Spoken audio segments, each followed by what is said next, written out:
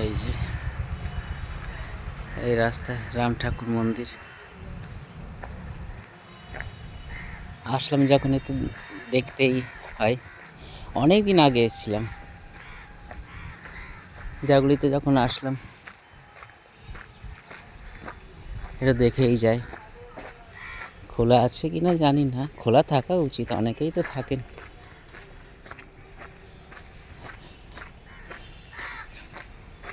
বার্ষিক যে অনুষ্ঠানটা হয় 2-3 বছর আগে একবার এসেছিলাম, তারপরে আর আসা হয়নি। এখন কাজ চলছে। এটা অবশ্য মন্দিরের অংশ না, এটা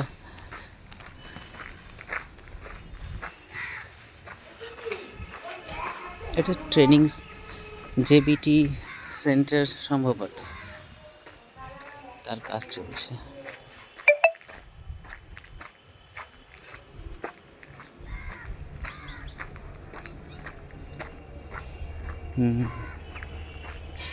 প্রসাদ খেয়ে গিয়েছিলাম 2-3 বছর আগে। আমার বন্ধু, মানে ভাই বন্ধু সুশান্তর সঙ্গে। সেদিনকে আমি সুশান্তকে জিজ্ঞেস করেছিলাম যে রাম ঠাকুরের উৎসবটা কবে একটু জানিও। তো তার আগে আমার আজকে সময় সুযোগ হয়ে গেল একটু ঘুরে যাওয়ার।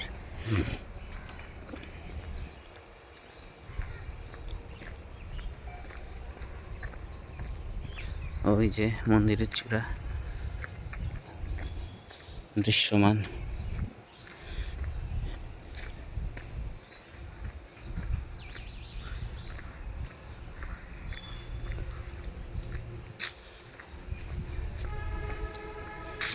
আগে যেখানে জাগুলি বাস স্ট্যান্ড ছিল, মানে 87, সেখান থেকে আসা যেত। এই ভাইটা যেখান দিয়ে যাচ্ছে, আমি ওই পথ আর ধরিনি।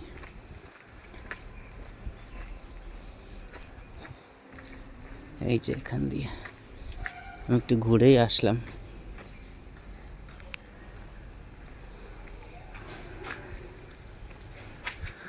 হরিণঘাটা শ্রী রামকৃষ্ণ সেবা সংঘ।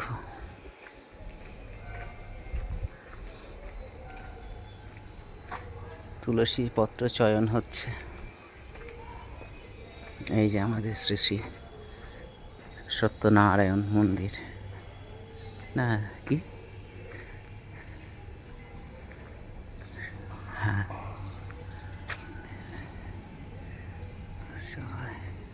এখানে খাওয়ার ব্যবস্থা, বিশাল বড় এরিয়া। এখন বেঞ্চের ব্যবস্থা হয়েছে, আমরা নিচে বসে খেয়ে গেছি। খিচুড়ি, লাবড়া, পায়েস, মিষ্টি, চাটনি, পাঁপড়।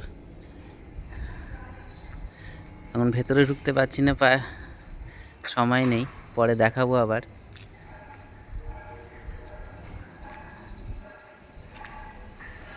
এখানে পূজা ও সামাজিক কাজ বাবদ দক্ষিণা সমেত মূল্য তালিকা।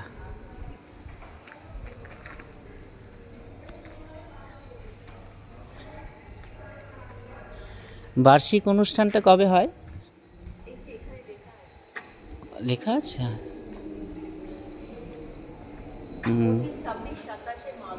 মাঘ মাঘ মাসে 25, 26, 27।